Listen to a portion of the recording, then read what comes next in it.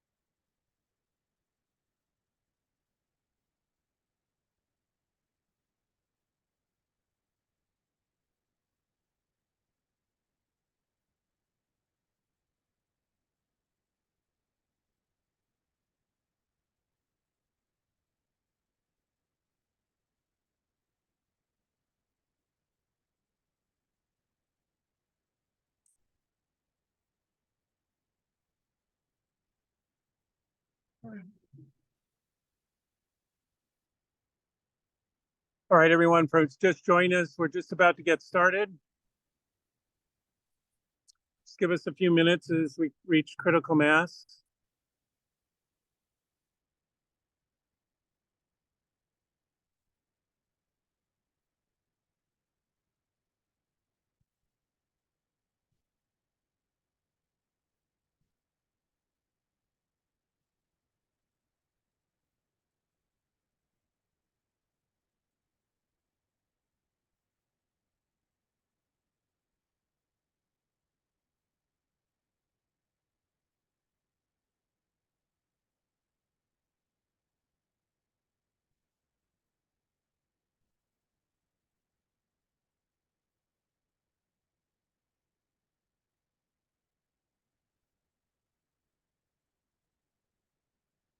All right, this is the Southern California Water Dialogue. For those of you that are just joining us, we're about to begin.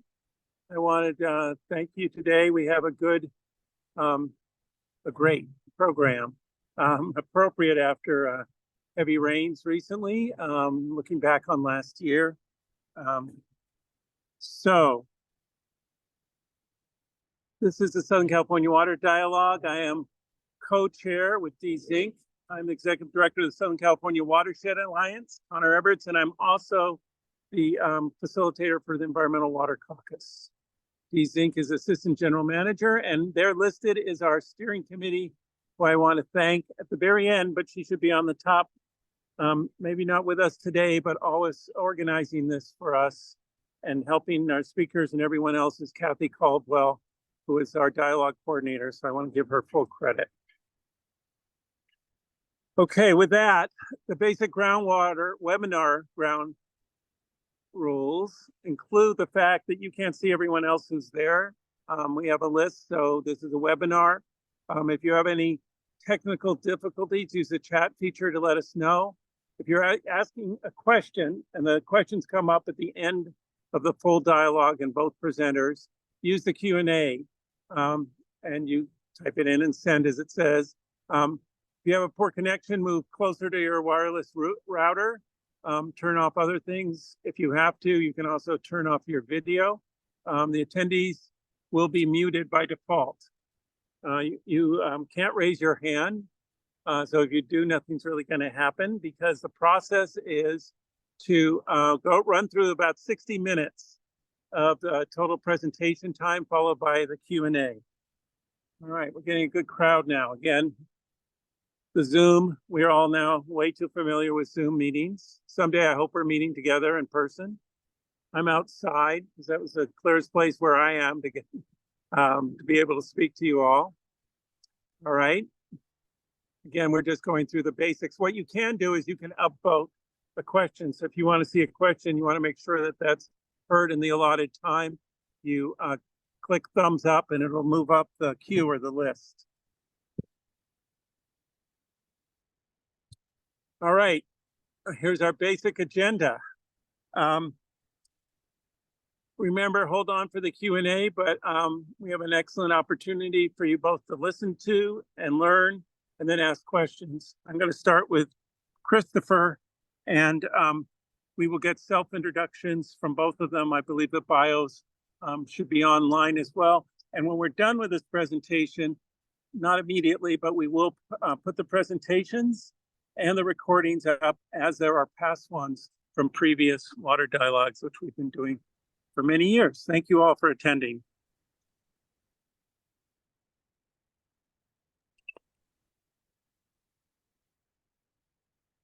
Thanks, Connor. I'm going to take that as my cue. Good afternoon, everyone. I suppose it's after 12 here. Good afternoon. As Connor mentioned, my name is Chris Chernell. I'm a deputy director for the California Department of Water Resources up here in Sacramento, of course, but our range is wide. We do work all over the state, as I think everyone in this phone call, this meeting certainly already knows. My purview spans pretty broadly within the department. I oversee 3 divisions plus a group focused on the restoration of fulfilling our obligations to restore significant acreage around the Salton Sea. So some other pieces in my purview include division of planning, so in charge of the development of every 5-year California water plan, and some other related big data and pretty hardcore analytical pieces and teams. Also oversee division of regional assistance, probably best known for putting out the $1 billion+ that we were appropriated from the legislature over the last couple years for emergency drought-related and to some degree flood-related activities. And then also the division of multi-benefit initiatives, a relatively new shop within the Department of Water Resources, really recognizing the critical link, some of which we'll get into a bit today, between habitat restoration and flood risk reduction, flood risk management, especially in the Central Valley, but certainly beyond there as well. So just a little bit about me, my shop, and looking forward to this discussion. I do sincerely hope that it's helpful, useful, interesting, and looking forward to hearing from Dimitri, of course, and then the questions and getting into those. Big thanks to Connor and Dee and the dialogue, everyone who's participating. It's certainly an honor and a pleasure to be here. Before we go on to the next slide, I just want to say a couple things about this. I was thinking about the title of this short talk this morning, clearly landed on new approaches to old strategies. What I'm trying to acknowledge there is that while for good reason, these topics gained a lot of interest, a lot of momentum, both politically and practically and otherwise recently, in particular because of the storms that my talk will be focused on this past year. But we're not talking about new things necessarily. We call this type of work by a lot of different names. I think FloodMAR, flood water managed aquifer recharge, is one of the more recent names that's certainly we promote and perpetuate in the department and beyond. But conjunctive use, has been around for a long time. And I just want to recognize that many on this phone call, I'm sure, have been intimately involved with hugely successful and boundary pushing efforts to move surface water in one way, shape, or form when it's available into groundwater basins. So oftentimes when we talk about this work, especially recently, from my perspective, it's really important to honor those efforts that have been pursued in the past as well. We can learn a lot from those. Looking forward to, I think, hearing from Dimitri and getting into the discussion about some of what those other strategies have looked like over the years. And really proud of the department's recent engagement in those in particular. A number of months ago, last year at some point, I was down with the Los Angeles County Department of Public Works, Mark Pastrella. Big shout out to Mark and all the work that he and his shop has been doing down there. We granted $10 million to the Santa Anita seismic retrofit project. On its surface, it sounds like a retrofit project, like I just said, for seismic purposes, but really it was to help facilitate even greater management and ultimately recharge of stormwater resources that are available to the county. So a lot of this work is being done. It's not focused just in the Central Valley. That is just where a lot of the focus has been recently, and that's what I'll be talking about mostly today. Next slide, please. So a busy slide. I promise that, or at least I hope that others are not as busy as this one in my slide deck here. I want to just give a little bit of a background and baseline understanding across those on this call about how we as a department, and not just us, of course, but really water managers who are working in a similar realm, view basically the annual calendar. We're going to start just from the bottom of the slide and work our way up to some of the outcomes, big, very high-level outcomes that we experienced in the Valley in particular, also statewide last year. So starting at the bottom here, looking at the calendar, of course, the new water year starts in October, generally when fall rains begin. We generally get about half of our annual precipitation between December and March timeframe. There's a reason why the April 1st DWR snowpack measurement and publication is generally around April 1st. That's approximately when we would, on average, expect peak snowpack to occur.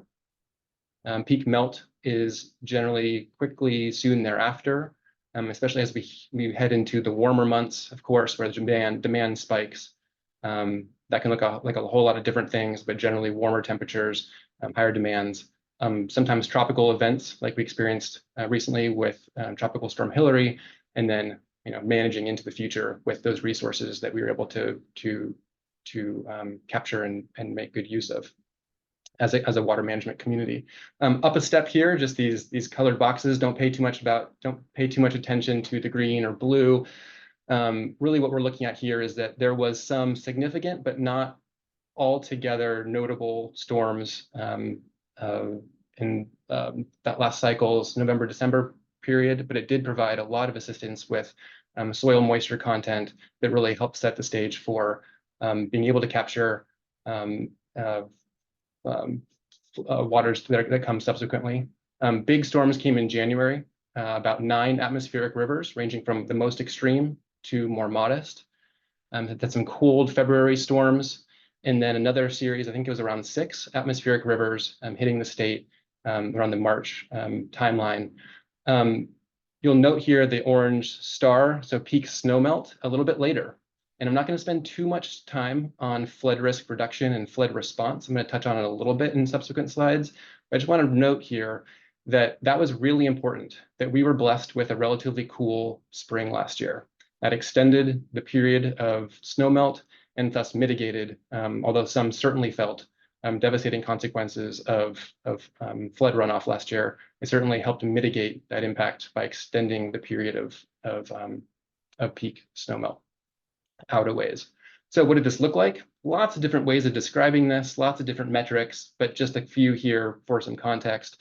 That October to March period was 153% of average statewide precipitation, 6th wettest on record. For that same period, October through March, it was even more so for the San Joaquin headwaters, which is where a lot of my discussion is going to be focused. So that was ended up being the wettest period for that particular region. And then April 1st snowpack that I mentioned, really that important date that sets a lot of water management decisions looking forward into the year. Also an extraordinary amount of snowpack, as is referenced here. Really the most we've seen since the early 80s. Next slide, please. Just another way of looking at part of what I was just referencing. So looking at 2023 snowpack across the board. This slide is a little bit out of date. You'll see that thin black line towards the bottom. That's the current water year that we're in now.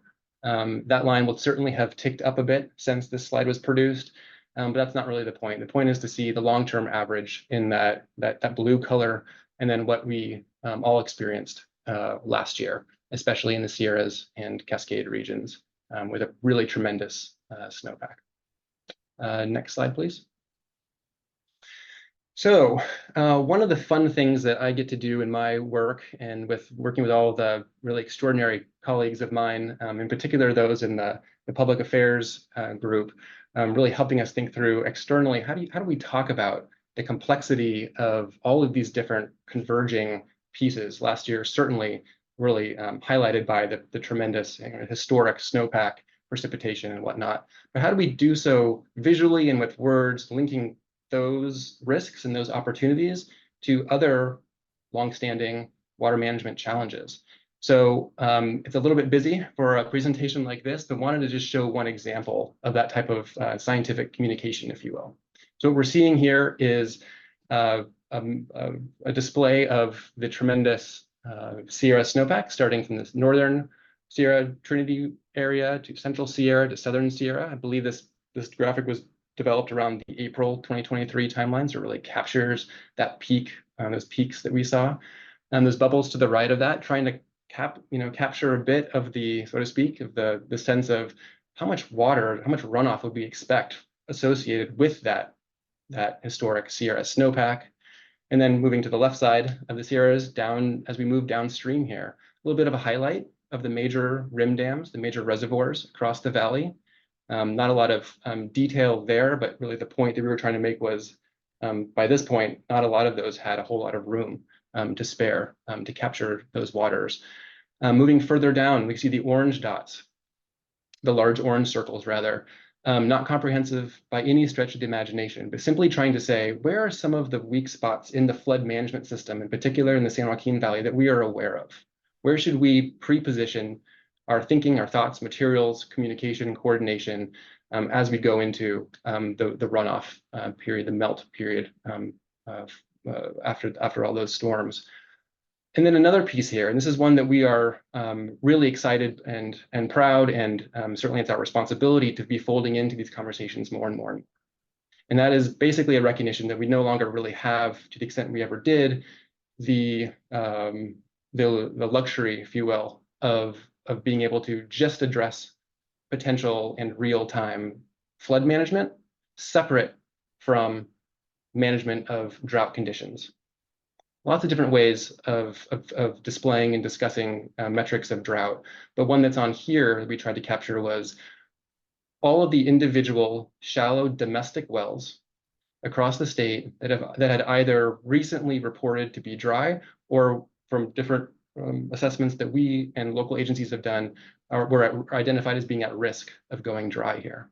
And so what you start being able to see in the story you start being able to tell is that not only do we have to, first and foremost, absolutely and without a doubt, protect health and human safety from potential flood risk, but it's also our responsibility, to the extent that we have the analytics and the information and the wherewithal and the resources. Interestingly enough, this opportunity, or this risk rather, was coincident with a pretty significant state budget surplus that was certainly taken advantage of, both on the flood side and on the drought response side. How do we take advantage of these risk type experiences and make sure that we are not missing an opportunity along the way, in this case, to help out those most vulnerable amongst us?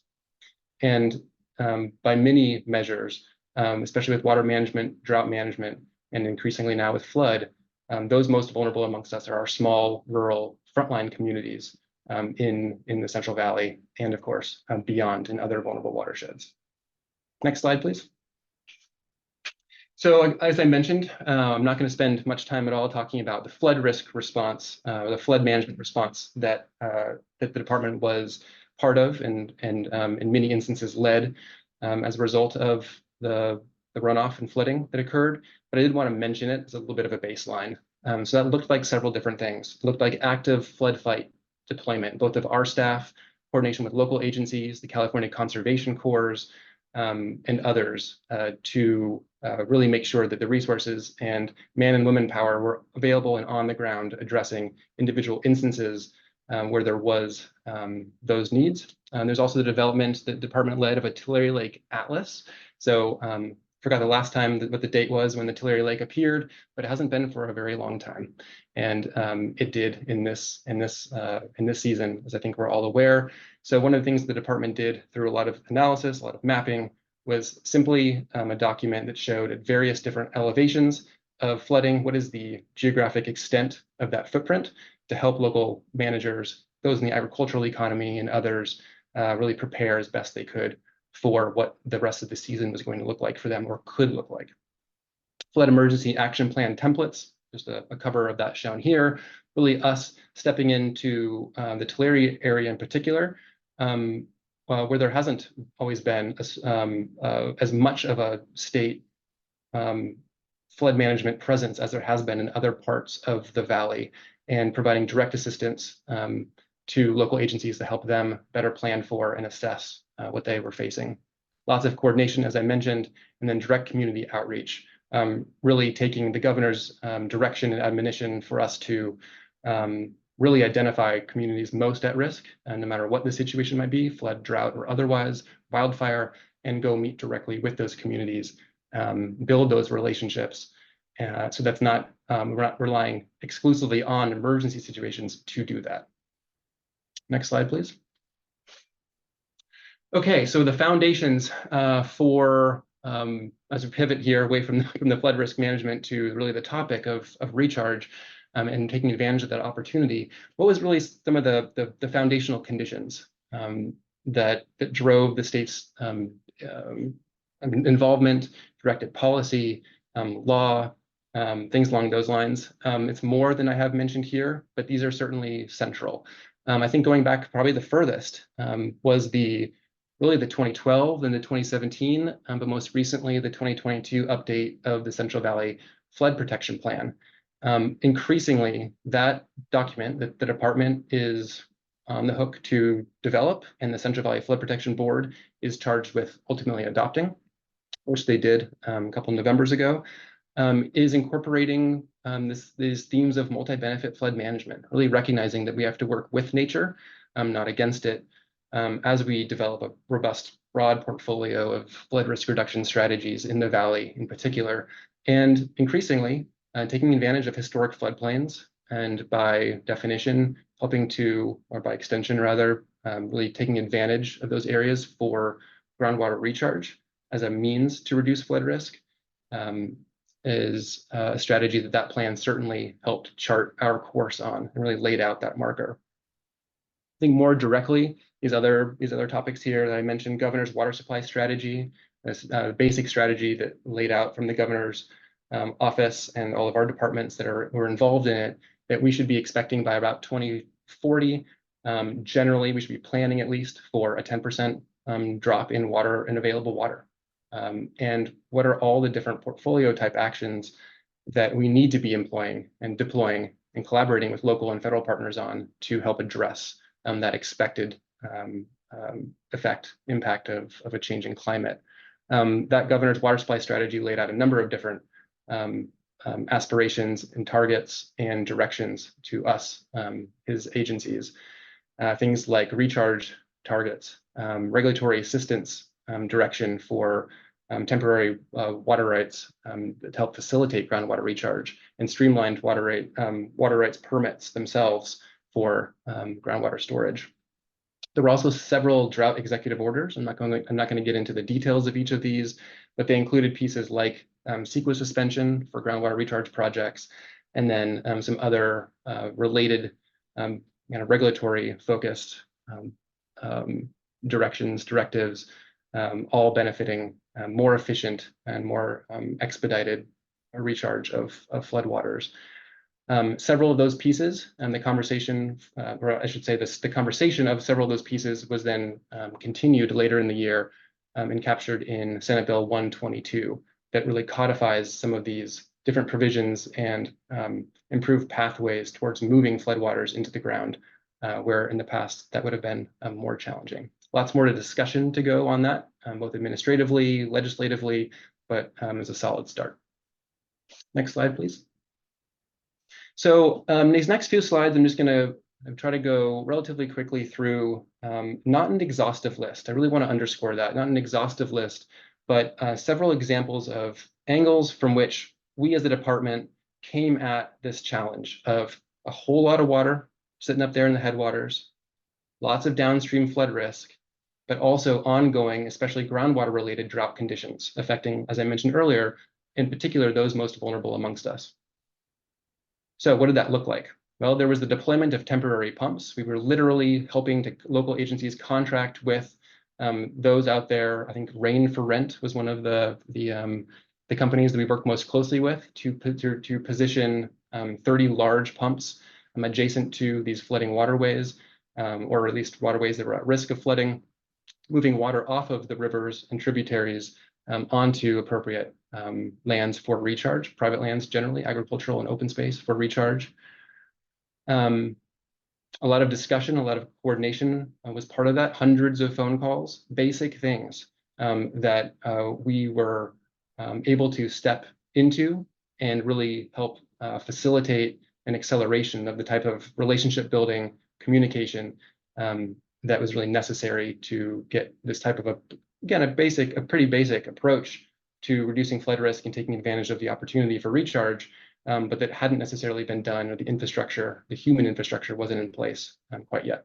Land clearing, this program we named Rip and Chip, basically a financial assistance program, helping to facilitate the removal of permanent crops, and then taking advantage of those now cleared areas for groundwater basins, again, largely on agricultural acreage. And then LandFlex, one that's particularly close to my heart. I was intimately involved in this one. Really, I would say one of the first programs, if not the first program that I'm aware of, certainly from our department's perspective, that made a very explicit and very financial connection between achievement and compliance with the Sustainable Groundwater Management Act,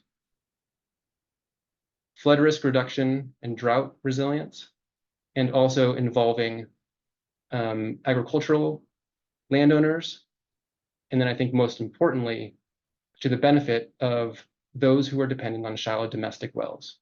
Basically, what we did was we provided financial assistance to agricultural operations close to or otherwise adjacent to vulnerable shallow domestic wells, as defined, within critically overdrafted basins, as defined by SGMA, and said, in exchange for this financial assistance, you will not only, during these drought conditions, this is prior to the rainy season that we're talking about here, not only halt your present year irrigation practices, but you will also completely and permanently retire any overdraft water that's been deemed and organized and basically defined as overdraft water for the purposes of SGMA implementation. That water will never be extracted in exchange for this financial assistance payment. Basically, for each enrolled acre, for all intents and purposes, and for sake of ease of conversation, accelerating by about 17 years, those acres compliance with the Sustainable Groundwater Management Act.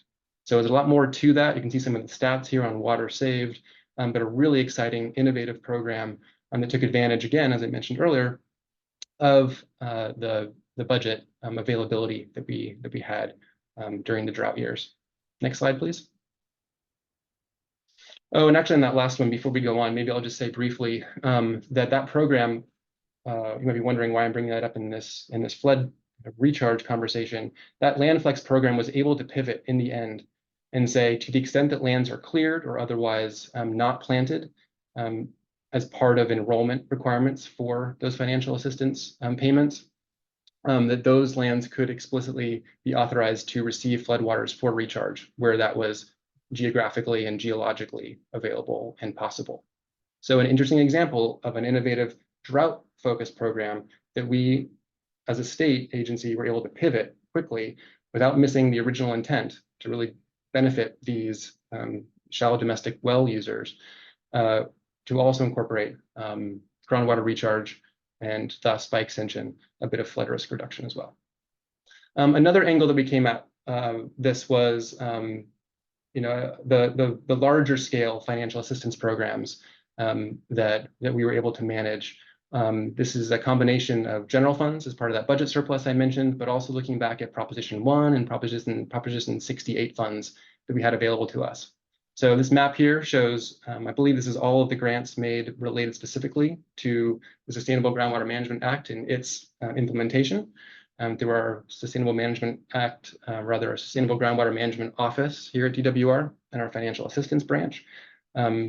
Just south of $500 million granted through this particular program in support of 390 projects. And this is probably an undercounting, but a rough back of the napkin suggests that at least $100 million, and I think it's actually far more than that, specifically supported groundwater recharge projects. And you can see a concentration of these investments in the San Joaquin Valley here in the map, in particular because several of these rounds of investment had on them either a statutory or an administrative focus and priority for assisting basins that have been deemed by the department as critically overdrafted. Next slide, please. So some preliminary outcomes from these programs. And as I mentioned earlier, what I'm going through here is not an exhaustive list of programs. It is I think a solid representation of them, or a representative list of them. But some preliminary outcomes from those that we did discuss. So through the implementation of those various executive orders to help facilitate easier groundwater recharge, we're looking at around 400,000 acre feet diverted for groundwater recharge across about 100,000 acres. That's recharge that is easy to see as basically not being possible, but for these types of regulatory relief that the administration provided. To be confirmed in the coming months, this middle column here, this middle box, looking at what the State Water Resources Control Board did related to streamlining of its temporary permits and what it was able to actually permit itself. About 670,000 acre feet plus an additional 600,000 related to a change petition coming from the Bureau of Reclamation, who was asking and was granted the right to move more water to various flyway, wetlands, groundwater recharge opportunities and whatnot. And then looking at, again, have been recognition that what we were doing here, what we were involved in, was not by any stretch of the imagination, the full extent of the recharge activities that were happening out there in the landscape. What did the existing water banks do? What did the existing surface water diversions that were permitted able to move into the ground? There's an estimate of about 2.5 million acre feet at least, with those numbers being trued up here in the near future. So really significant numbers.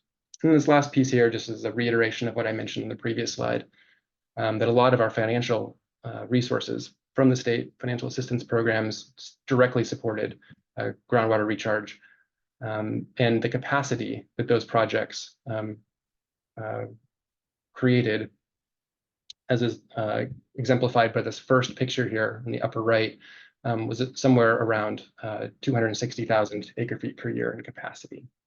That second photo here is an example of that rip and ship program, financial incentives to clear permanent crops and make way for permanent groundwater basins.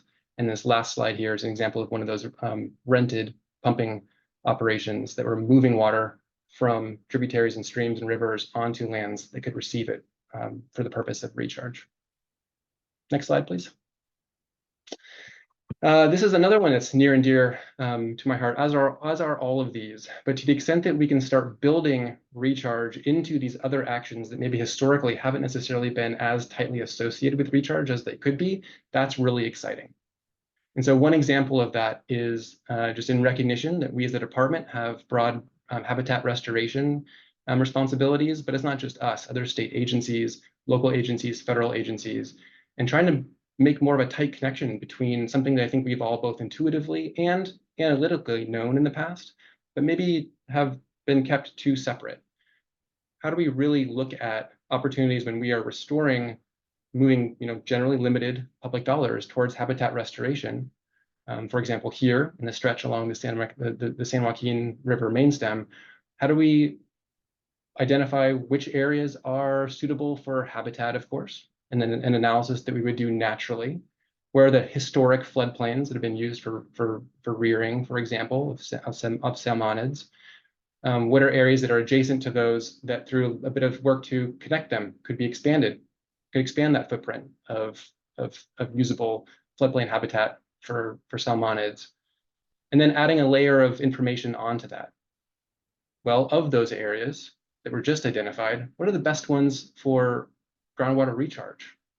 Where are the permeable geologies and strata underneath the riverbed that allow for moving water down, literally? And what are the compatible land uses, agricultural or otherwise, that might be there that would allow for that type of ephemeral action? And when you layer these, and I'm just giving you 2 examples here, but there's really more that go into it, but these are the main ones. When you layer those all together, we're starting to come out with these interesting pilot approaches to providing relative rankings of areas that, were we to do habitat restoration, would also get, maybe if designed a little bit differently, or with layering on some additional funding, which is always in short supply.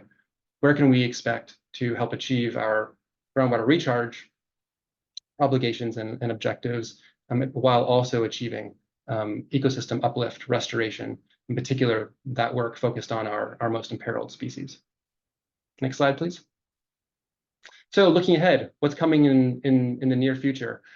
Lots of different things. Again, not an exhaustive list, but wanted to touch on a couple pieces here. So continue connecting flood managers with groundwater and drought managers. Sounds very basic, and it absolutely is. There's a lot of good work being done already in this field. But again, one thing that we really did recognize and stepped up into in the particular region that we're talking about here was really making connections, really facilitating basic conversations, relationship development, trust building between drought managers and reservoir operators and agricultural operations, groundwater managers, groundwater sustainability agencies, upstream integrated regional water management groups, all of those. How do we accelerate, really build off of our efforts to make those connections so they can be leaned on when required? Improve understanding of climate change impacts to underserved populations. Yes, absolutely. I would also expand this to beyond underserved or frontline populations or communities as well. Really, what is the granularity and applicability of our understanding of climate change's impacts, and sometimes the opportunities even that those changes could bring, in particular as it relates to making floodwaters available for recharge if we have the capacity and the wherewithal and the infrastructure to take advantage of it. Prepare for the upcoming winter and runoff season, expand flood diversion and recharge efforts. So we're doing a lot of what I've already talked about and more, again, already this year. Making those connections, making those phone calls, investing in projects, investing in local capacity. Second to last bullet here, continue tracking and reporting statewide groundwater conditions with an emphasis on recharge activities. Yes, let's keep track of this. Let's talk about what we're doing. Let's be able to tell a good story about why this work is important and necessary. And lastly, explore longer-term opportunities to maximize flood diversion and recharge. I think that speaks for itself. Next slide, please. Okay, so looking ahead, I'm in the home stretch here. There's a lot of different ways to think about current conditions out there, water supply conditions. Certainly when looking in the groundwater basins, though, I think it's fair to say that in many areas, certainly in this region, San Joaquin Valley, groundwater basins remain in drought conditions. This is just a map and a chart here showing the top 10 counties that are still, where there are still being identified domestic wells that are going dry. So the ones that are identified here basically are going dry or at risk of going dry despite that large snowpack and rainy season that this talk is really focused on. So over 600 wells still going dry out there today, and you can see a strong concentration in the lower San Joaquin area as well. Next slide. Another metric, subsidence from groundwater overdraft continues in areas across the state with a concentration in that area you can see there in the middle of the map on the left side there, and then kind of a more of a focus on similar data on the right. All just to say, of course, there's a lot more work to be done in drought. That's going to be a persistent challenge. And if you go to the next slide, I think this is my last one.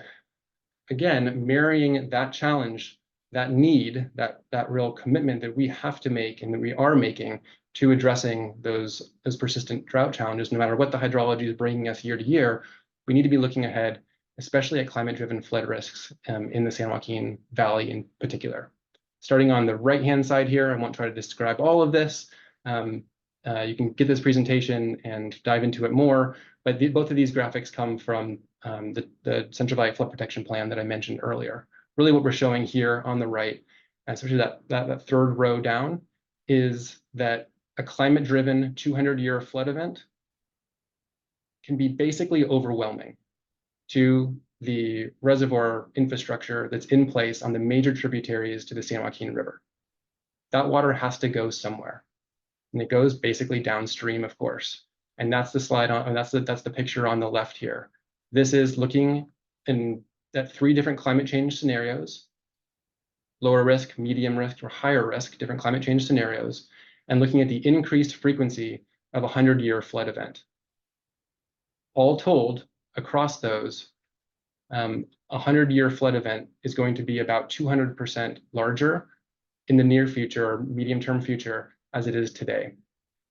Those are the communities that are downstream of the infrastructure shown here on the right that will be impacted by climate change. And so we have to continue to make these connections between our most vulnerable communities from both drought and flood risk reduction perspective, what climate is going to bring us, and the types of conversations, creativity, innovation, and really collaboration that needs to happen across this landscape and certainly beyond this, really across the state, for us to be able to, as water managers, as state agencies, but not just state agencies, local agencies, nonprofit organizations, community groups, federal agencies, can and really should strive to achieve working together.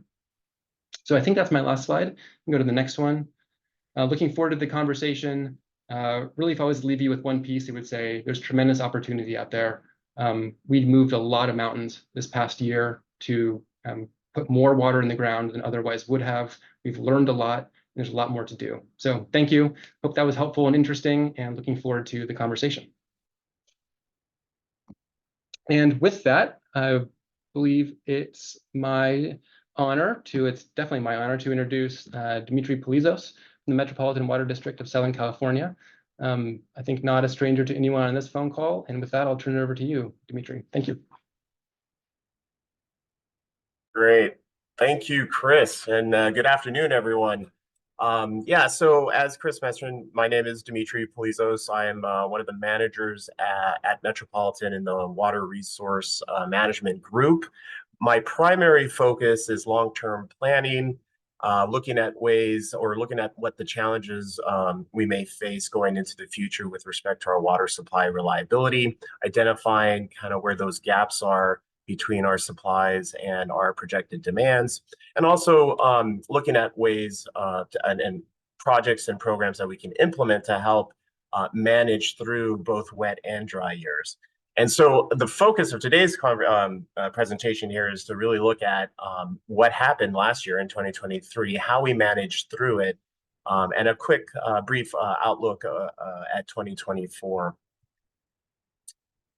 All right, so just beginning with the basics, Metropolitan, just a basic overview here. Metropolitan is the regional water wholesaler here for most of Southern California. You can see here our service area and our 26 member agencies. Our service area is so vast that I apologize, we couldn't fit it all on one slide. So I apologize to our friends in the San Diego County Water Authority. We kind of cut you off there, but we do cover 6 counties here in Southern California, and there's roughly 19 million people in our service area.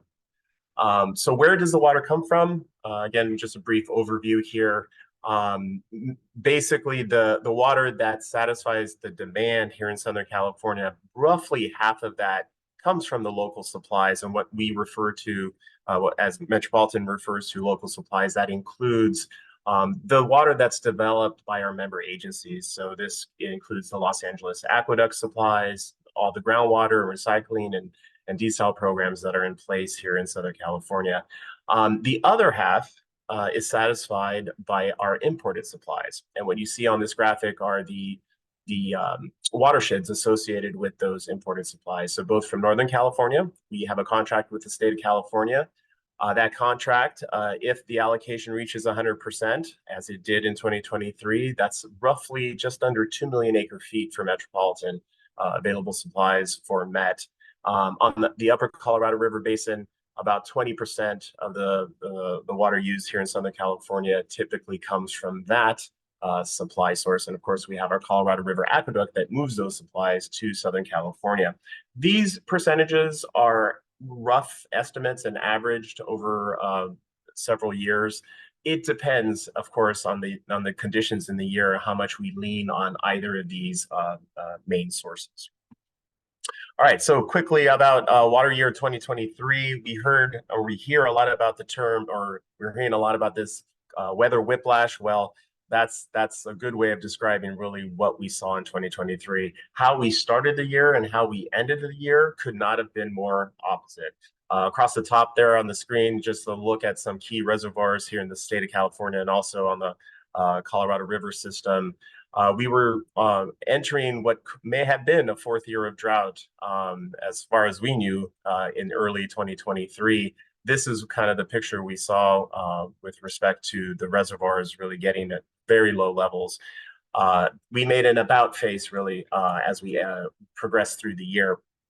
Down there at the bottom screen, you can see, and Chris mentioned, Tulare Lake resurfaced after 40 years. Last time we saw that was back in 1983. Heavy accumulation of snow up and down the state. That's here, that middle picture there in the bottom is of course, Southern California, the mountains behind Los Angeles, and also saw good precipitation on the upper Colorado River Basin as well. And you can't have a crazy extreme year without a tropical storm hitting the state of California. I believe that's the first time in many decades as well. So quite a year. And I've always said this, and I'll repeat it here.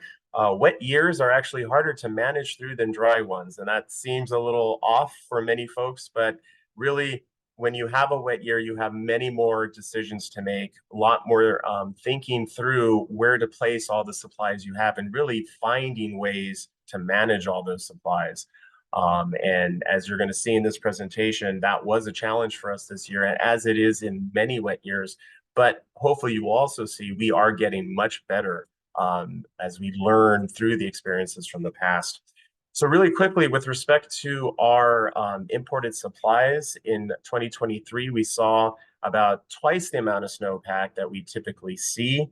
But what's really important for us is that runoff. And the runoff was above average on that system. To give you some context, with prior year runoffs, you can see here in that bar graph on the far right, we ended up not necessarily the highest that we've seen in the past. We've had a handful of years, at least in the 17 years that we're showing here all the way back to 2006. We've had some above average years, but they're far and few between. So it's significant that we did have above average conditions for runoff.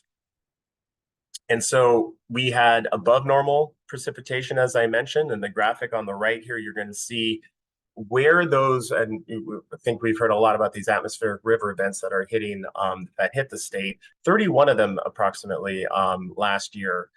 The trajectory where they made landfall are shown by the arrows.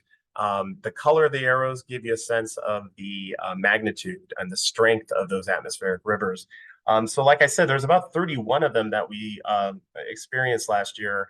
And it's not just the number of them, but it's really where they hit, the duration of those storms, and the intensity. And that's what really made for a really wet year. You'll see there we had one extreme event, 6 strong ones, and about half of all of them were about moderate. And you'll see on the left-hand side here, much of the state receiving 200 to 300% of normal precipitation. So a very wet year, but it was also a very cold year. This graphic shows you on the right here is just toggling between 2022 and 2023, the snowpack. You can see the heavy accumulation there. That was supported by the below normal temperatures, and you can see in the graphic on the left about 2 degrees to 4 degrees, is up to 4 degrees up in the Sierra Nevada.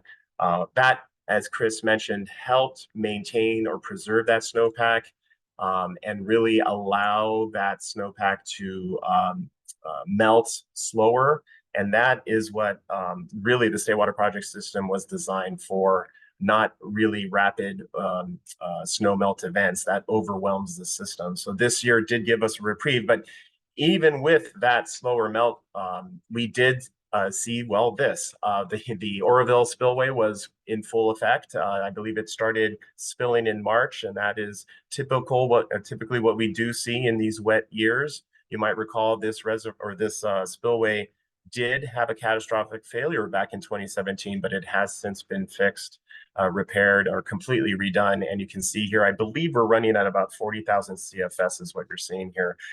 In total, roughly 2.4 million acre feet were released. And again, the rules that guide that are from the Army Corps of Engineers, and that, again, those releases were made for flood control purposes. Unfortunately, most of that water was not captured, given the time of year it was released and the duration, how quickly it was released. We weren't able, or the department was not able to really move those supplies throughout its system, unfortunately. So all in all, the State Water Project allocation did make it up to 100%. Many of us didn't think we'd ever see another 100% year. The last time that happened was when I first started here at Metropolitan, almost a lifetime ago, back in 2006. But it sure enough did make it up to 100%. And that brought with it lots of challenges and creativity, actually, innovation in ways of how to manage all the supplies, which we'll get into shortly. But first, on the Colorado River side, also a banner year, above average snow and runoff. In fact, the runoff here was even more significant, as you can see in the historical bar graph here. Second highest runoff that we've seen in the last 17 years. So that was the second highest following 2011, which we saw a lot of runoff in that year, almost 170%, 175% in that year. But what that meant, we saw tangible benefits here. Lake Mead levels increased significantly. And so this graphic here just gives you the historical in blue, or the actual Lake Mead levels. The gold or the orange line on the right is the projected. What's significant here is that we ended the year last December at 1068 elevation.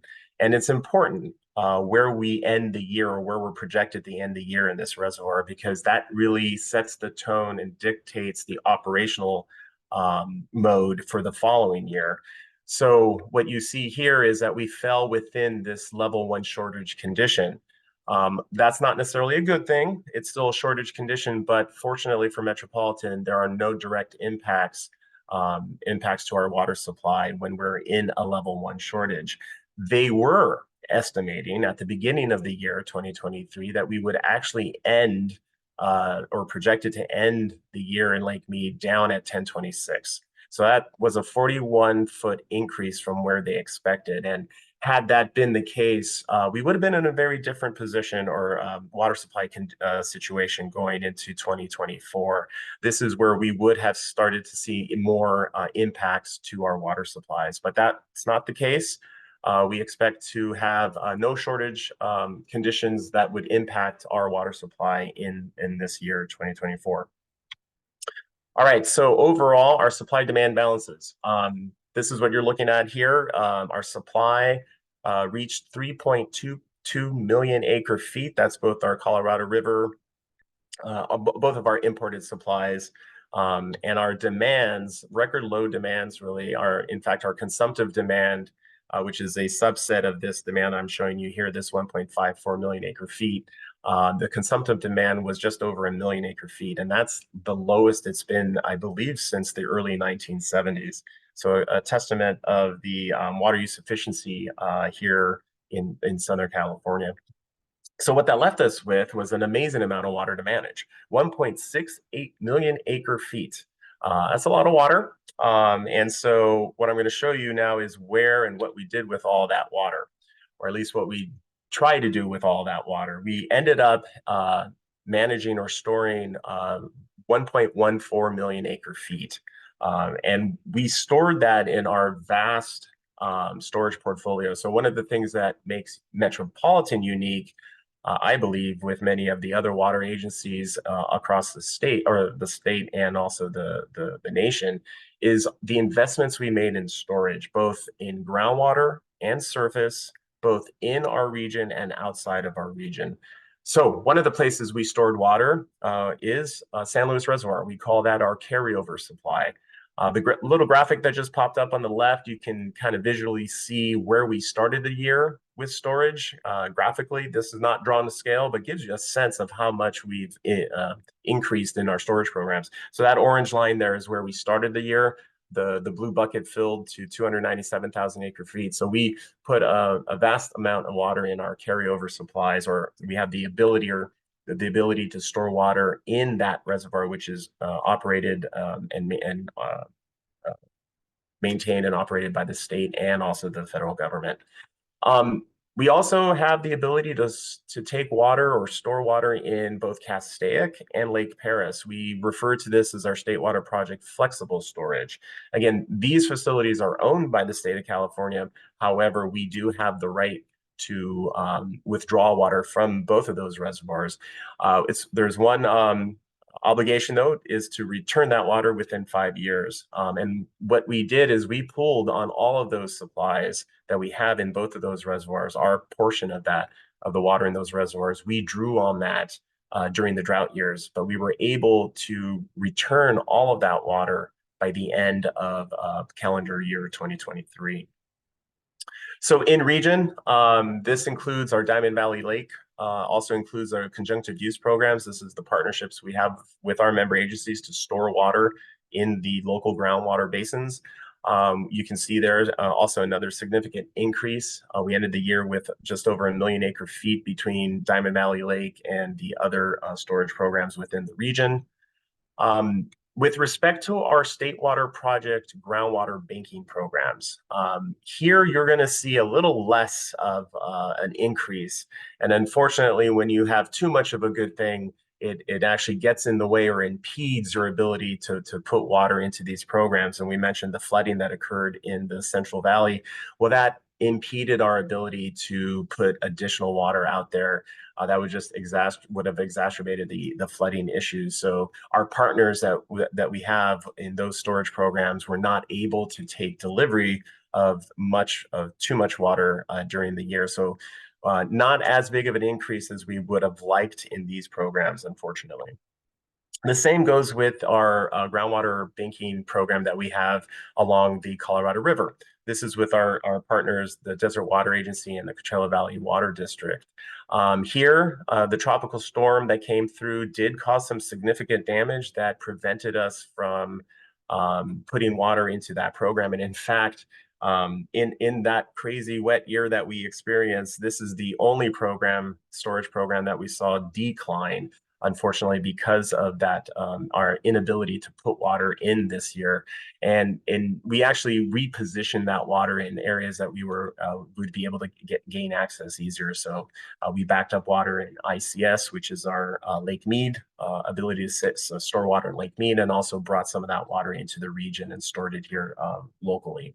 But speaking of our ICS, or our water that we are able to store in Lake Mead, a banner year there, we put the most water we ever have in a single year, 450,000 acre feet in that storage program. So really pushing the limits throughout our system and taking advantage of all the opportunities when they existed to move water into our storage portfolios or programs. So there's just a snapshot of everything there. But all in all, about 1.14 million acre feet put into storage. If you recall from the previous slide, we had about 1.68 or so million acre feet available to us to store. So that's roughly 500, a little over 500,000 acre feet that we were not able to manage. And that's not atypical of wet years. We have seen that in in many of the past wet years. In 2006, 2011, 2019, and in 2023, all years where we had to leave water behind because we were not able to manage all of those supplies. However, with all of the experiences and the experience that we've gained through those years, we have dialed in and been able to store more and more, even though over time we're seeing we have even more and more water available to us to store. And again, one of the drivers there is because we're seeing such low demands. And of course, with 100% State Water Project allocation, we had a lot of water and many challenges. But the good news is proof's in the pudding here, as I like to say. We ended the year, so starting our calendar year 2024 with the most storage we've ever had in our history, 3.4 million acre feet of water in our storage program. So what you're seeing here in those wet years, you'll see the bumps in our storage portfolio here, which is what is shown. And those bumps are getting higher and higher. So we're doing a better job in moving as much as we can in those wet periods. And of course, that helps us manage through potential dry periods. All right. So I talked a lot about metropolitan facilities. I just wanted to also include what all the efforts that our member agencies are doing here locally in capturing stormwater and moving and actively recharging the local groundwater basins. And so what this information is showing us here is that basically 1.35 million acre feet of the 2 million acre feet recharge capacity was utilized. So that's about 67%. So a lot of effort was made in moving water into the local groundwater basins. Just to give you some context, the average recharge is roughly 730,000 acre feet. So it's about double what we saw last year with respect to active recharge.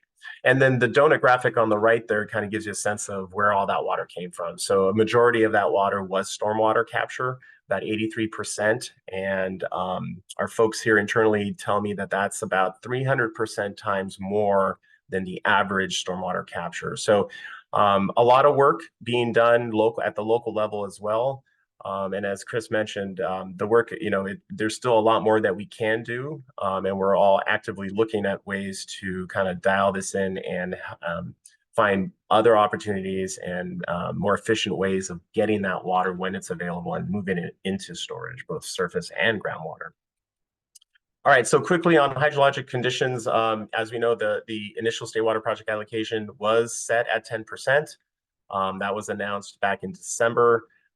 You might be wondering, well, after such a banner year in 2023, why is the initial allocation so low? There's a couple of things that they look at when setting that allocation. They look at available supplies, both in Oroville and San Luis, available supplies for the State Water Project.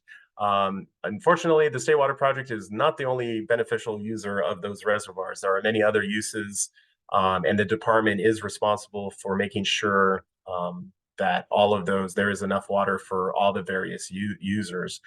So they are conservative when they set the initial allocation, so much so that 90% of the time we would expect the allocation to increase. And we still do expect this allocation to increase. It's still at 10%. It does take some time for when we see these weather systems come through to translate to an increase. But we do anticipate some type of increase as we, certainly given some of the storms that we've seen and the ones that are forecasted in the next coming weeks. But we'll have to be a little more patient before we actually see that increase.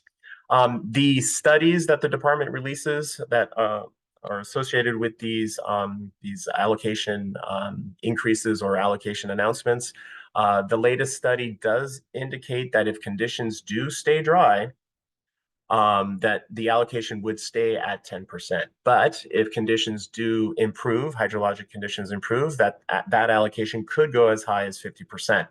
These studies, as I've seen over the years, do change. These ranges will likely change also. So time will tell. But we still have February and March, which do bring in, historically, can bring in a lot of precipitation. So we'll see how the rest of the year plays out. One of the things I wanted to mention also as to why that initial allocation was set at 10%. The department does the best it can in identifying or projecting out the various regulatory requirements it's going to face. And it designates or earmarks a certain amount of water that for that use. That's one of the beneficial uses that they are responsible for. But they, it's difficult to project. And one of the things that caught all of us off guard is the X2 requirement and meeting that requirement. That requirement does come into play in wet and above normal years, and it does hit the system in the September and October timeframe. And I'll try to explain what that is. Now, the department did anticipate an impact from this fall X2 requirement. I think what happened at the end of the day, it impacted us a lot more than what was anticipated. And so what this requirement basically does, it's in place to help maintain a suitable habitat for the Delta smelt, which is an endangered species in the Delta. And basically the smelt, they really don't like salty water.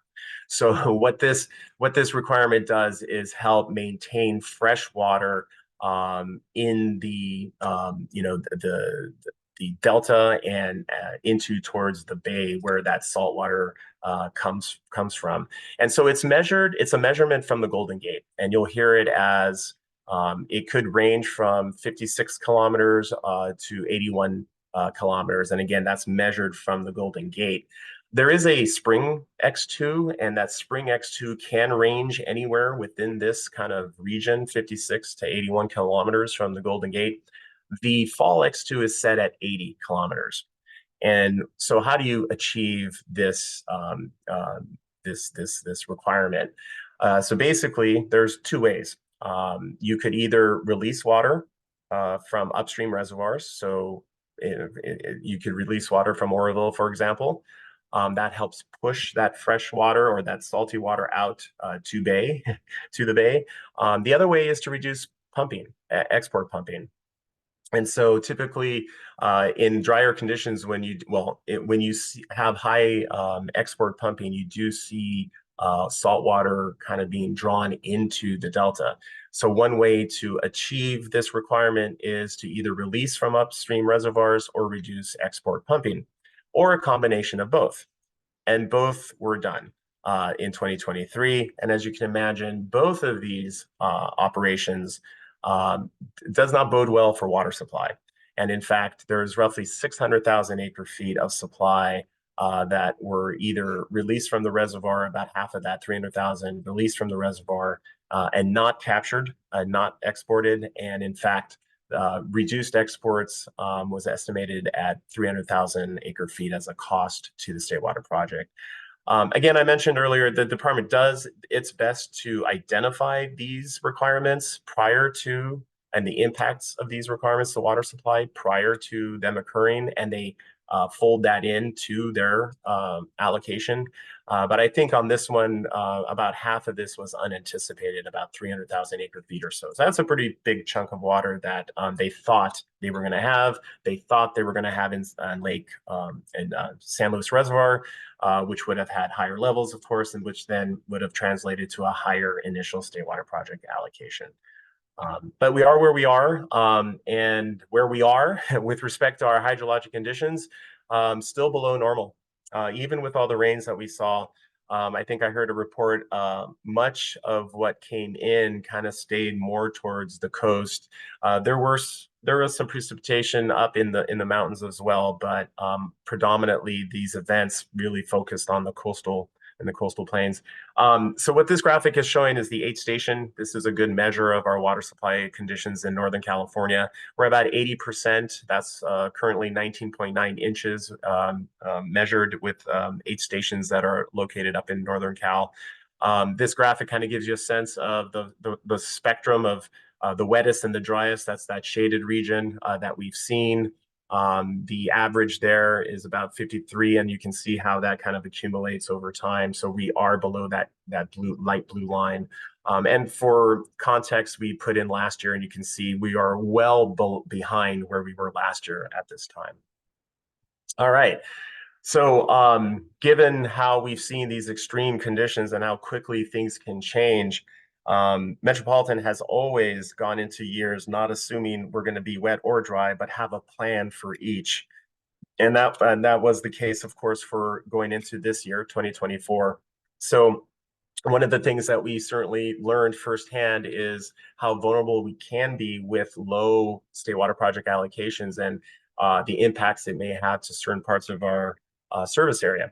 And so one of the things we wanted to make sure we safeguard against going into this year is placing water strategically in our storage portfolio to be able to meet the demands of our what we call the state water project dependent areas. So even if the allocation stays at 10%, we have done just that, and we have enough water to satisfy those demands, even if the allocation does not increase. But again, that we do anticipate that allocation to increase. Time will tell. Anyway, the list of other things that we would do in dry years are listed there. We would, again, primarily focus on our storage portfolios outside of region, and then, if needed, start working through the storage that we have more closer to home. And if the allocation does stay at these low levels, we would definitely explore transfer opportunities. This is where we go out and look for and look to purchase water from willing sellers up and down the state. But if conditions become wet, and we see further increases to the state water project allocation, we're going to fill what remaining holes we have left in our storage programs. Certainly, we'll be able to fill Diamond Valley Lake. We have a lot of ground to make up in the state water project banking programs, and also our banking program over off of the Colorado River. As I mentioned, we weren't able to really maximize puts last year, so we would be looking at bolstering supplies there. And one of our biggest assets is really working with our member agencies and seeing what more we can do with our member agencies to take advantage of the supplies in these wet conditions when we see these wet periods, which is a nice segue to the next graphic here, which is, I think the title of this talk here today was a chance to do it right. Well, I would argue we have been doing it right. There's more we can do to make it more right, and we learn from all the different experiences that we have and the challenges that we're faced with in these wetter years. And what you see here listed are kind of the results of what we've learned. We've developed programs to help incentivize our member agencies to take delivery of water, even if it far exceeds their demands, but to take delivery of that water and store it for use later. So this listing here just gives you a sense of some of these programs, and a lot of this is really incentivizing the delivery of those programs. We recognize that sometimes in these wetter conditions, to be able to take more water does require changing around our member agencies' system a bit, and so there's operational costs associated. So we've looked at ways to offset those costs, again, all in an effort to help incentivize moving that water. We've included reverse cyclic here. For those familiar, you may be scratching your heads, hey, that was a dry year program. Well, that's true, but there's unplanned benefits sometimes to these programs. So we did deliver water through the reverse cyclic program this year. And to the extent that water is in addition to what an agency would have normally taken, well, then that's additional water that an agency took, and it happened to fall in a wet year. So that's why in case you were wondering why that was listed there. Our conjunctive use program, those are longstanding programs. These are the partnerships we have with our member agencies to deliver water, really a pre-delivery of water to an agency, even though they don't have a demand for it. Again, these are these wet year programs that have been put in place to help us manage through these wet periods. And so we did learn from this past year, and we have started working with the member agencies again on innovative ways to continue to incentivize and figure out ways to deliver water and help Metropolitan manage all the surplus imported supplies when those conditions exist. So what you'll be seeing if you're following our board meetings this month in the next couple of weeks, an information item to talk about a new program that we're working on, which is called the Supplemental Water Management, or SWIM for short. Again, these are actions and programs that we're putting in place to help manage through these wet periods. All right, so really quickly, this is a look at our supply-demand balance for the current year, and given where we are with the 10% allocation, we are showing a deficit, a gap of 400,000 acre-feet. So our estimated supply, both Colorado and State Water Project, again, at a 10% allocation, we're looking at just under 1.2 million acre-feet of supply. Our demands are projected or forecasted right now to be at 1.56. All of these numbers are going to change, I have no doubt. But right now, as we stand, we're looking at a gap of 400,000 acre-feet, which we can easily manage with our wisdom actions. That's our water surplus and drought management actions and our storage portfolio. Again, all of this will change, but that's where we're currently looking at. And so I'll leave you with this one slide here. This is basically a look at our kind of mode of operation this year. So any bar graph that falls below the line is a drought condition, and we would be in a drought mode. So we would be in a putting or taking from our storage programs. And the percentages that run across the middle of the screen there are State Water Project allocation percentages. So what this is telling us is that at a 25% or lower allocation, we would be in this drought kind of operating mode. Our surplus operating mode would be anywhere from a 30% allocation up, higher up to 100%. What's fascinating here is our break-even point. So this is where our supplies match our demands. And that break-even point is somewhere between a 25 and a 30%. That's somewhat unheard of. When I first started working here at Metropolitan, that break-even point was closer to 50 or 55%. But again, a testament to, I think, the demand management across the region and the water use efficiency. It's not going to take much for us to be in a surplus condition this year. And we'll be able to manage pretty easily up to about a 65 or so % allocation. That's when we're going to need additional help. And that's when we start getting into this potentially unmanaged range. So we'll see how the year works out, but we have introduced or we are putting in place additional programs to help us manage should the allocation get up to 65 or even higher this year.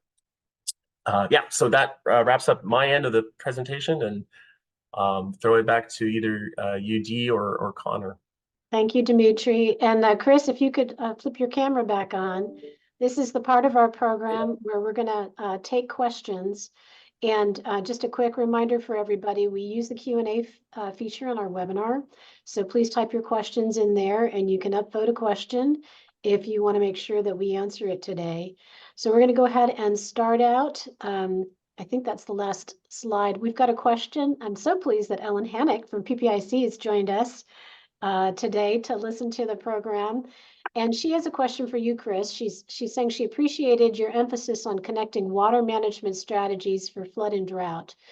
Her question is, do we have a sense yet of how much improving flood flow recharge could mitigate the downstream flood risk for the San Joaquin River regions that are facing this growing risk? That's great. Thanks for that question, Ellen. Glad you could be on this part of this dialogue. I can speak today with appropriate caveats about the Merced River. So a significant tributary with some very particular flood-related risks given climate change.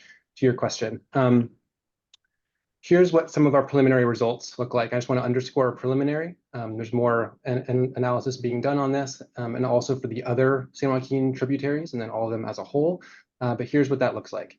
Under a median kind of probable future condition, so given with climate change, we're looking at about an increase of 2.5x on peak flood flows. So significant increase in climate-driven flood risk. And then to your question, if what we call FIROMAR is implemented, so forecast-informed reservoir operations, in addition to managed aquifer recharge, so intensive downstream managed aquifer recharge, with no new investment in infrastructure, and a lot of other conditions playing out as we would like them to play out, we can buy about 80% of that increased climate-driven risk off the table, to mix metaphors. We can reduce that 2.5 increase in peak flood flows down by 80%. So again, these results are significant and really promising for future potential interactions, partnerships, dialogues that would necessarily need to happen, of course. I would just say, probably without putting another number on it, just for safety's sake, I would say, as you might imagine, incorporating forecast-informed reservoir operations with downstream managed aquifer recharge plus new investments in infrastructure, for example, conveyance infrastructure to move more of those floodwaters off of the river system, you would get even more signal on flood risk reduction. Very good. Thanks, Chris. I think Diane Wallace might be having difficulty moving her question. So because she's a steering committee member, I'm going to hop over and handle her question that's on. Oh, it says done. So maybe you did get it moved over, but Diane, you were next in line. So I'm going to go ahead and ask your question, which is, now that solar panels are being installed on the canals, what do you estimate will be the savings in water transportation costs and decrease in evaporation? Chris or Dimitri, I don't know if either of you are familiar with, there's a couple of different programs that are going on in some of the smaller canal systems in the state. Chris, you're nodding your head, so I'm going to let you take this question. And Dimitri, if you have something to offer, please do. Yeah, thanks for that, Dee. Unfortunately, I'm more familiar with the fact of it than the projected benefits, but we do have a $20 million grant in the field with, I believe it's Turlock Irrigation District, to pilot some innovative solar over canal technology. I'm unfamiliar, unfortunately, with the projected water savings on that, but it's certainly an interesting pilot that we're tracking closely with that local partner. Yeah, and I'm the same with Chris. I am familiar that it is they're looking at research or studying that, and I know here in Metropolitan it is something that we're going to start looking at. I don't think we've implemented anything yet in our distribution system or our canal systems, but and I certainly don't have a good sense of what the savings are at this point. But it is something that apparently is starting to gain some traction, and we're looking into. Very good. Thank you. Okay, the next question is from Craig Cadwalder. That's the first time, Craig, I think I've screwed up your name, Cadwalder.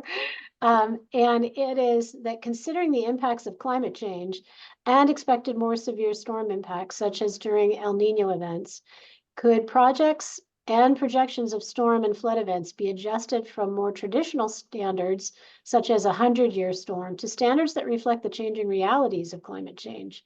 For example, I've read articles that suggest 100-year storm flood used previously are becoming more like 30-year, 20-year, 10-year events due to climate change impacts. Should project and projection analysis be reconsidered based on newer, more severe expected climate change impacts? Chris, again, I'm going to let you start. Dimitri, I know you've done some work in some of the climate areas, so maybe you can offer something as well. I should be more cautious about my apparent propensity to head nod while listening to a question. I think that's a really astute question, and thanks for raising it. We do talk about that, especially with our partners in the United States Army Corps of Engineers. I don't have much to add to that other than to just acknowledge that your question is a really good one. It's apropos of a lot of conversations that are happening and a lot of kind of discussions around what comes next with flood risk reduction and how we communicate that both amongst ourselves and with the public. There's some obvious challenges just communicating externally with even our colloquialisms like 100-year, 200-year, flood risk. What does that really mean? And now with that actually being literally a moving metric, given climate change, which I think is to your point, it should spark a meaningful and serious conversation around the metrics that we use, given the dynamic nature of the hydrology that we're experiencing and will continue to experience. Yeah, and I agree. I think it is a moving metric, and it makes sense that you would want to reevaluate and how you define a 100-year storm and what have you. But for planning purposes and trying to look at what are the challenges we face, we did look at climate change. We don't necessarily plan by these standards, 100-year storm or what have you. We look at what we could expect in climate change, what kind of impacts we would see to both the infrastructure and also the water supply. And then we make our assessments from that, not necessarily from how we identify the year storms. So, but I do think it's probably worth revisiting given how things are changing so rapidly, and the past is not necessarily a good indicator of what we might experience going forward. It strikes me, not to at the risk of speaking a little bit off the cuff here, but it strikes me that the conversation is a little bit similar to the conversations around inflation. That really the value of something one day is not the value of that in the future. And I wonder if there's something that we can be learning with how economists talk about inflationary pressures and what a dollar today means versus yesterday and in the future. There might be some analog here that we could pull from to inform the discussion. Our next dialogue topic, maybe. There you go. Thanks, Chris. The next question I can answer, Troy Thompson's asking about the availability of slides, and I think it'll be posted on our last slide, but for both the video presentation and the PowerPoints are going to be posted on the SoCal Water Dialogue, all one word, socalwaterdialogue.org website. It usually takes us about a week to edit and get the information up, so look out for that. So then I'm going to go to Tony Wilkinson's question. He says, this is sadly almost a rhetorical question.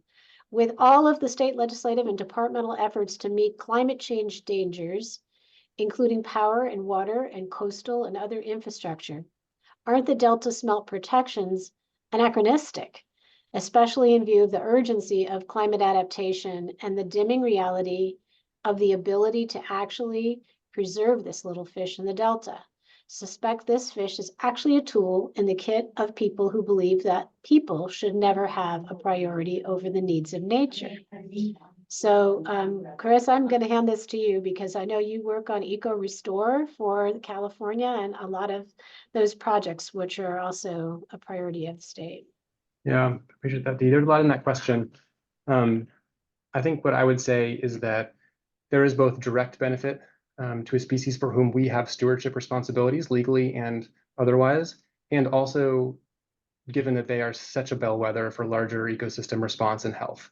And that because of that, no matter their declining status, investing in projects, really trying to push the envelope on green infrastructure, on cutting the green tape initiatives that Secretary Crowfoot and the governor speak regularly about, and other efforts, those are so important. Again, not just because of the particular regulatory driver that happens to be, in many cases, the Delta smelt, but because of the broader environmental and ecosystem and natural process implications that those projects have for the overall system. There is no doubt that projects that we and our partners, locally and otherwise, advance on behalf of and in the name of Delta smelt have huge benefits for other species, many of whom are not yet listed, for example, under the state or federal Endangered Species Act, but yet, despite that, deserve to be supported and stewarded, given our public trust responsibilities and other perspectives on that. Thank you, Chris. So that is our last written question, and I would offer the panelists, having listened to each other, if there's any final remarks that you'd like to make, and then I'll talk a little bit about our program for next month. Chris or Dimitri, do you have anything else you'd like to offer? I would just say a big thanks to the dialogue, to you, Dee, others. Dimitri, pleasure to be on here with you, and looking forward to more. Please don't hesitate to reach out, and happy to help put you in contact with others in the department that might be more assistance depending on the topic. So thanks again for the opportunity, and appreciate it. And I'll just say ditto to all that, and just leave everyone with maybe, it is challenging to work through both dry and wet years, and we do the best we can to capture as much we can in a responsible manner. And what really works well is the partnerships that we have with our member agencies and with the public, with an understanding of what their roles are in this, this whole game that we're playing to, be reliable with our water supplies and use water wisely. So, and the efforts that are being made in the region are helping us get through these drier, dry years. So, and as we've started to see, these are going to become probably more often and more extreme. So together, I think we can get through it. Thank you, Dimitri. That's a perfect segue. But before I segue, I'm sure you all can hear the rousing applause of the attendees that surely appreciated the presentations today. We are going to go to part 2 about lessons learned from last year and drill down into some of the projects and activities and efforts underway in Southern California by our member agencies and other retail providers in our next Southern California Water Dialogue meeting, which will be, as always, the 3rd Wednesday of the month. And this time it'll be February, it says 28th. I thought, okay, maybe I'm a week off. Anyway, February 28th at the lunch hour. And I wish you could hear everybody clapping for you guys. Really appreciate your time joining us today. Thanks, everybody. Have a nice afternoon.